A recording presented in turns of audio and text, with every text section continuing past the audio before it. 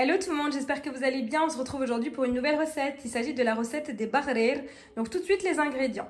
Donc pour cette recette, on aura besoin de 300 g de farine, de 300 g de semoule fine, d'un sachet de levure chimique. Donc ici c'est un sachet de 16 g.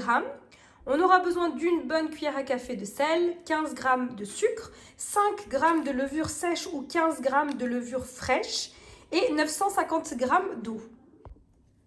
Alors, vous pouvez réaliser cette recette au Thermomix ou bien dans un blender classique, ça ne pose aucun problème. Donc, on commence par mettre nos 950 g d'eau, puisqu'on va venir faire chauffer cette eau.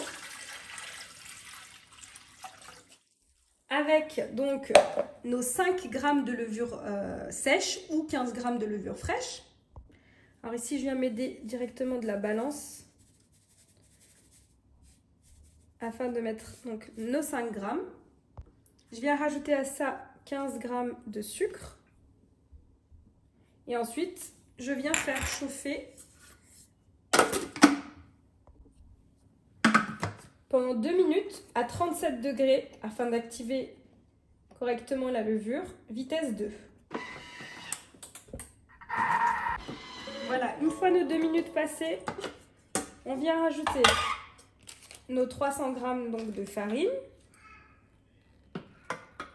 ainsi que mes 300 g de semoule fine. Ensuite, un sachet de levure chimique que je mets d'un côté. Et ensuite, ma bonne cuillère à café de sel que je mets de l'autre. Et on va mixer.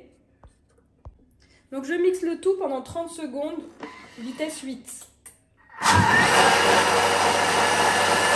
Voilà, une fois mes 30 secondes passées, je vous montre ce qu'on obtient. Donc là, je vais laisser reposer dans le bol du Thermomix pendant 5 minutes top chrono. Attention à ne pas laisser reposer trop longtemps, étant donné qu'on a de la levure à l'intérieur. Sinon, votre appareil va s'épaissir et vous n'obtiendrez pas le résultat qu'on attend. Donc, tout de suite, je vais faire chauffer une crêpière. Vous pouvez faire chauffer une petite poêle. Moi personnellement j'ai pris une crêpière avec plusieurs empreintes et c'est super pratique. Voilà, personnellement j'ai investi dans cette crêpière de la marque Lagrange que j'ai acheté chez Boulanger. Donc c'est du Made in France, elle est vraiment trop bien. Donc vous avez ici la possibilité de faire des grandes crêpes ou alors ici de faire des mini crêpes individuelles. Donc ça c'est vraiment top pour les barrer. Donc je viens faire chauffer sur un feu moyen. Ensuite je vais humidifier un papier absorbant d'eau froide et on viendra entre chaque crêpe humidifier notre poêle. Voilà, une fois nos 5 minutes de pause terminées, on vient humidifier ici notre crêpière à l'aide de papier absorbant. Et ensuite on va venir donc prendre une louche et venir déposer notre pâte à barrer dans chaque empreinte. Allez, bismillah, la barakatillah.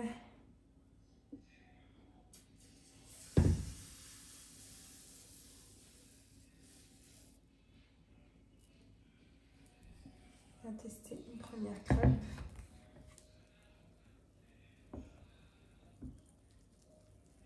Donc n'hésitez pas à venir tester une première crêpe.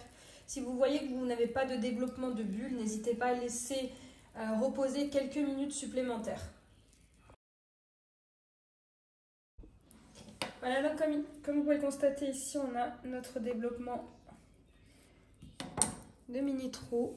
Voilà, on a une crêpe parfaite. Donc, sachez que les crêpes mille trous, les barrer cuisent uniquement sur une seule face. Donc là, je vais déposer ça sur une assiette. Et là, il ne me reste plus qu'à faire cuire l'ensemble de mes crêpes. Donc, comme je vous ai dit, entre chaque cuisson, on vient juste humidifier rapidement notre plaque. Et ensuite, on vient déposer une petite louche dans chaque empreinte. Et il ne nous reste plus qu'à faire cuire l'ensemble de nos crêpes. Donc, elle est super pratique, la crêpière, puisqu'on va pouvoir faire cuire simultanément plusieurs crêpes. Attention, l'appareil à barrer ne supporte pas de rester trop longtemps. Sinon, vous allez voir, vous allez constater que vos dernières crêpes vont obtenir de très très gros trous. Et c'est pas ce qu'on recherche esthétiquement. Après, gustativement, elles garderont le même goût, mais c'est vrai qu'esthétiquement, elles ne seront pas très jolies à présenter. Et ça cuit très rapidement, à peu près 2 minutes.